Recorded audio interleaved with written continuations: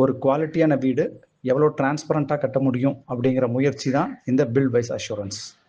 அனைவருக்கும் வணக்கம். நான் Ravikumar from build wise assurance. இன்றைக்கி நம்ம என்ன பார்க்க போகிறோம் அப்படின்னா, நம்ம வீட்டில் பார்த்தீங்கன்னா 2 டாய்லெட் பிளான் பண்ணியிருக்கோம். அந்த 2 டாய்லெட் பார்த்தீங்க அப்படின்னா ரெண்டுமே பக்கத்தில் வர மாதிரி இருக்கும். அதை ரெண்டையும் செப்பரேட் பண்ணுற செவரு பார்த்தீங்க அப்படின்னா நமக்கு 4 இன்ச்சு செவரு தான் பிளான் பண்ணியிருக்கோம். அதாவது அரைக்கல் செவருன்னு சொல்லுவாங்க. அதே மாதிரி ஒரு சைடு பார்த்தீங்க அப்படின்னா நம்ம வீட்டோட அவுட்டர் செவரில் வந்துடுது. இன்னொரு சைடு பார்த்தீங்க அப்படின்னா நம்ம இன்னொரு வால் வச்சு கட்டணும். அந்த வால் பார்த்தீங்கன்னா நம்ம அரைக்கல் தான் பிளான் பண்ணியிருக்கோம். ஸோ இப்போ நமக்கு அந்த நடுவில் தடுக்கிற அரைக்கல் செவரு ப்ளஸ் இன்னொரு சைடு வைக்க போகிற அந்த அரைக்கல் செவரு, இந்த 2 அரைக்கல் செவரு, அதாவது இந்த 4.5 இன்ச் செவரு, இது ரெண்டுமே பார்த்தீங்க அப்படின்னா நம்ம பேஸ்மெண்ட் மேலே அப்படியே சும்மா வைக்க முடியாது. ஏன்னா நம்ம அதில் எந்த ஒரு பீமும் போடலை. அதுக்காக இப்போ இன்னைக்கு என்ன பண்ணுறோம் அப்படின்னா, அந்த இடத்துல ஒரு சின்ன குழியை தோண்டி, எங்கெங்கெல்லாம் அரைக்கல் செவரு வருதோ அங்கெல்லாம் ஒரு குழியை தோண்டி அதுக்கு செப்பரேட்டாக ஒரு மெட்டல் கான்கிரீட் போட்டு அதுக்கு மேலே பார்த்தீங்கன்னா நம்ம ஒரு பீம் பிளேஸ் பண்ண போகிறோம். இந்த பீம் பார்த்தீங்க அப்படின்னா அந்த அவுட்டர் செவருக்கும் அண்ட் எச் டு எச் செவருக்கும் நடுவில் அந்த கம்பியை வச்சு ஒரு பீம் ஒன்று போட போகிறோம். அந்த பீம் மேலே தான் நம்ம செவரு வச்சு கட்ட போகிறோம். அது இன்னைக்கு ப்ராப்பராக பண்ணுறாங்களாங்கிறத பார்க்க போகிறோம். வாங்க வீடியோக்குள்ளே போகிறோம். ஆல்ரெடி பார்த்தீங்கன்னா நம்ம பேஸ்மெண்ட்டுக்கு கிராவலெல்லாம் போட்டு எர்த்ராமர் போட்டு நல்லா டைட்டாக அடித்து வச்சுருந்தோம். இப்போ பார்த்தீங்க அப்படின்னா இந்த வால் கட்டுறதுக்காக அதை ஒரு 6 இன்ச்சுக்கு பார்த்தீங்கன்னா நல்லா குழி தோண்டிட்டோம். அதாவது ஒரு 1/2 அடிக்கு பார்த்தீங்கன்னா நல்லா குழி தோண்டிட்டோம்.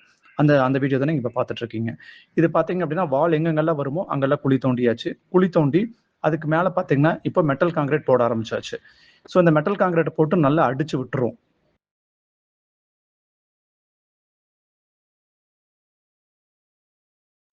ஒன்ஸ் அந்த பேஸ்மெண்ட் கீழே பார்த்தீங்க மெட்டல் கான்கிரீட் போட்டு நல்லா அடிச்சு விட்டதுக்கப்புறம் நம்ம அதில் கம்பி கட்டி மேலே வச்சிட்டோம். அந்த கம்பியெல்லாம் பார்த்தீங்க அப்படின்னா 10 mm வைசாக் கம்பி யூஸ் பண்ணியிருந்தோம். தென் அதை இன்டர்கனெக்ட் பண்ணுற ரிங்கெல்லாம் பார்த்தீங்க அப்படின்னா 8 mm கம்பி. இப்போ ஆல்மோஸ்ட் 4 o'clock ஆயிடுச்சு. இந்த டைமில் நம்ம கான்கிரீட் போட ஆரம்பிச்சாச்சு. ஸோ அந்த கம்பி கீழே வச்சுருந்தோம் பார்த்தீங்களா, அது மேலே கான்கிரீட் போட ஆரம்பிச்சாச்சு.